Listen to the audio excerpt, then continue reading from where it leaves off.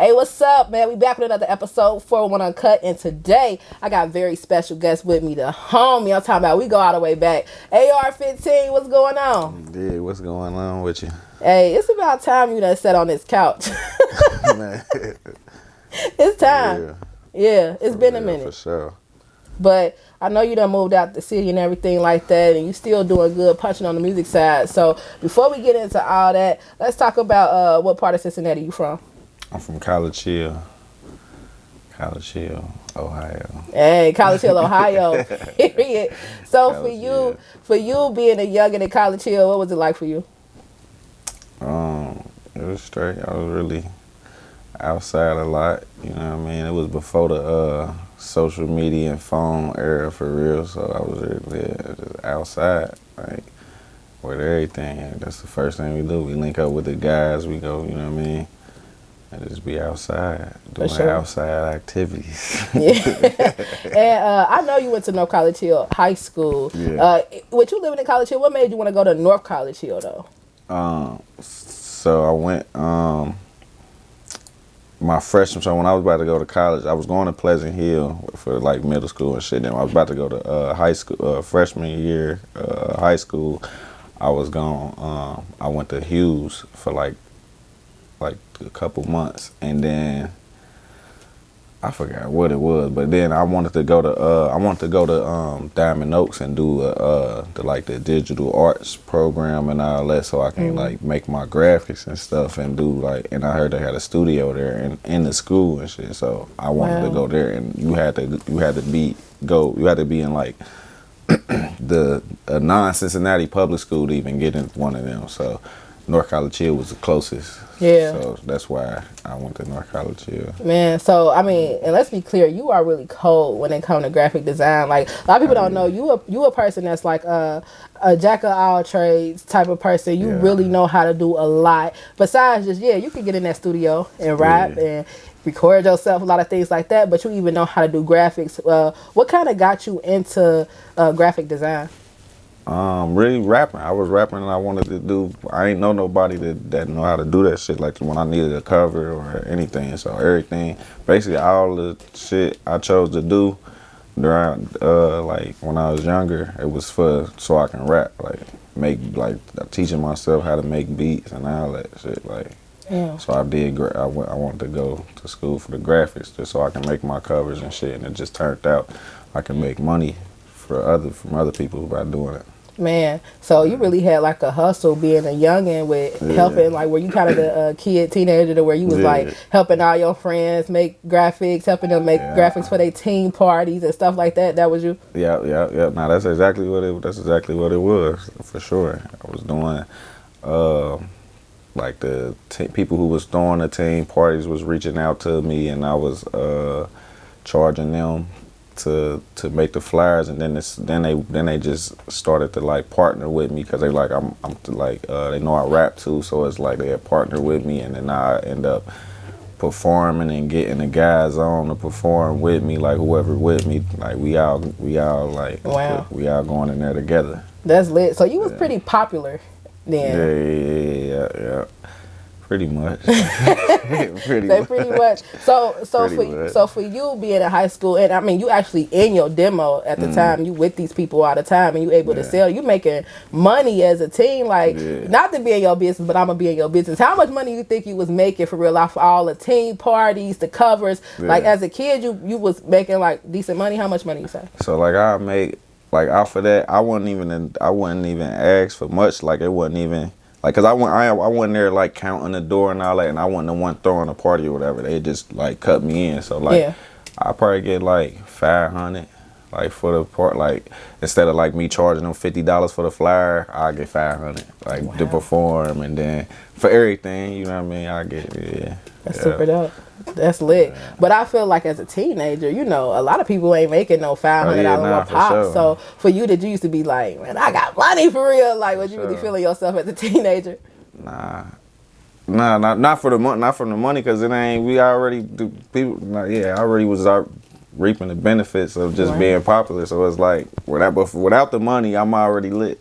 So like, and 500 ain't really much, or like, you know what I mean, the little money, that shit ain't really much. I was using it like to buy like studio equipment and shit like that though. So you was investing back into yourself with the money. Sure. Wow. And how old you say you were at this time?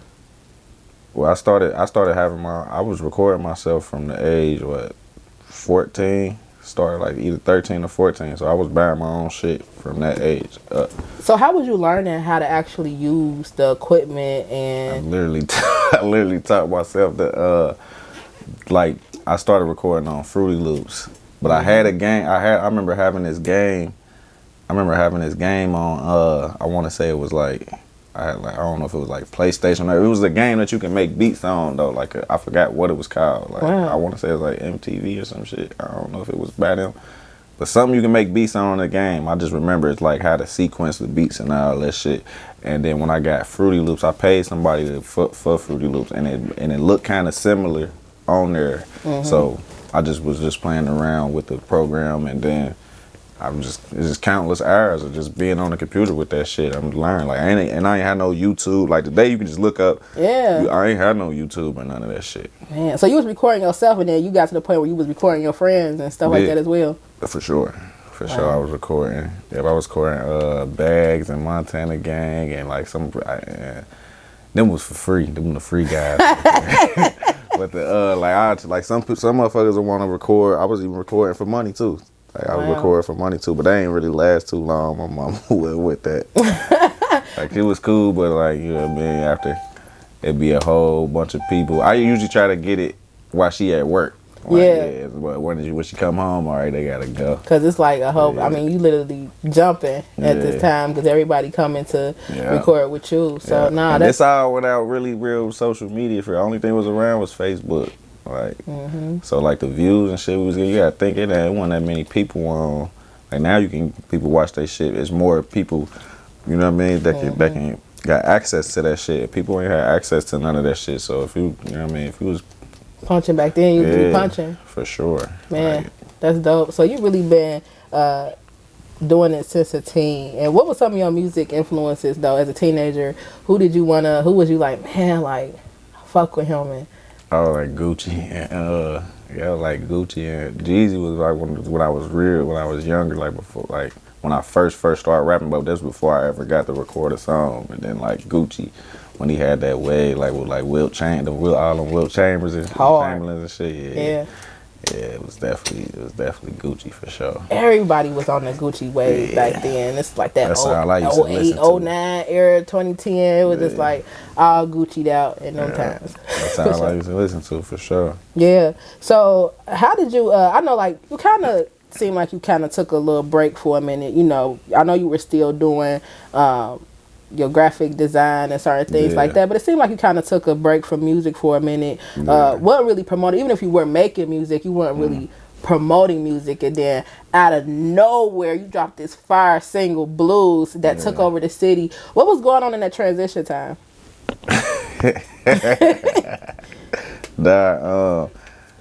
I was just so that whole period, like me being younger, is like adulthood came, so it's like I really got to make some real money.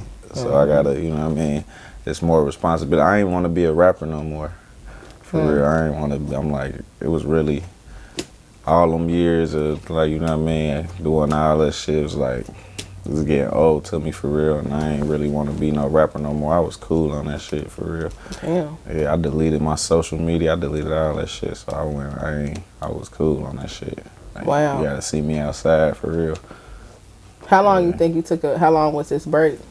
Shit, as soon as I turned 18.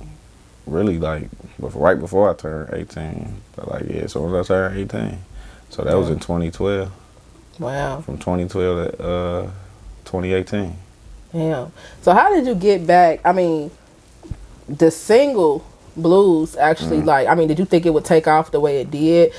In Cincinnati, for sure, it became one of the most played singles. It's still getting played every weekend. Like, that's in my playlist too. Every weekend I play that single. Sure. So what was it? Did you know it would be Blues that would work for you? Not when I was making it. Not when I was making it, but like when, cause I'll skip past that beat. And then like Kiss was there. That's my boy Kiss. He had the studio and shit. So he came. He was like in the back, like in the bathroom. He came out the back. Go back to the beat. I go back like 3 beats. He like that one. I'm like, you like this beat? He like, yeah, you gotta do it. Like, and I made Blue. I'm like, it's just a regular song, and that's really.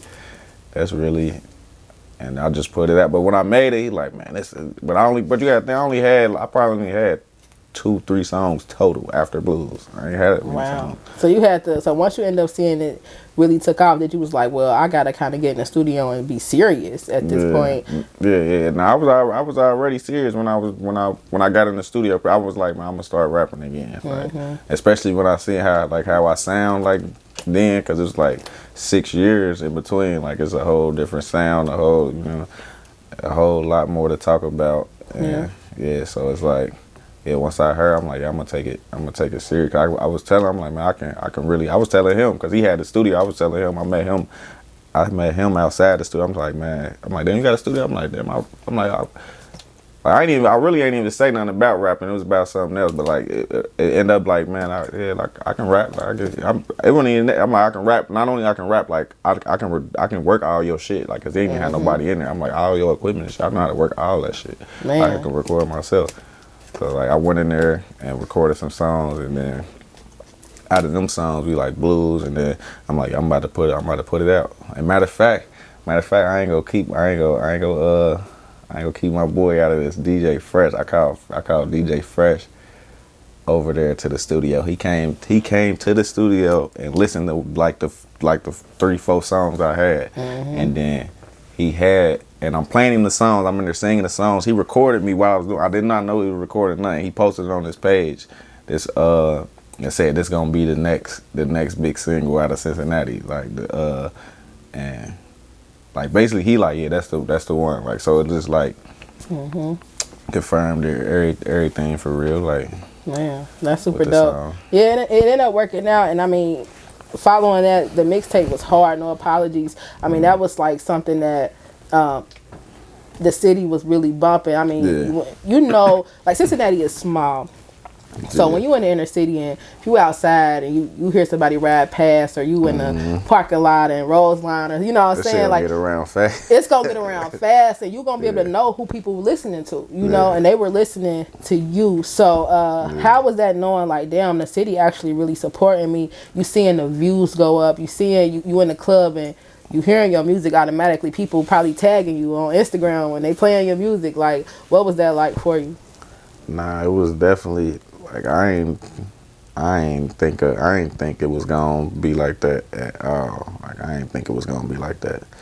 Like, they was really gravitating towards the music, and like, yeah, that shit. I can really appreciate that shit, cause that shit, it don't happen like that for nobody here. I ain't seen it happen like that from nobody here. Just like out the blue. Like, I really came like motherfuckers thought I was from out of town. Like how I just dropped out of nowhere. Like, I ain't like just drop out the blue. I ain't do no real promo or nothing. Like, once it was out, it was just out, and it just really spread by word of mouth. So yeah, that shit unexpected for real.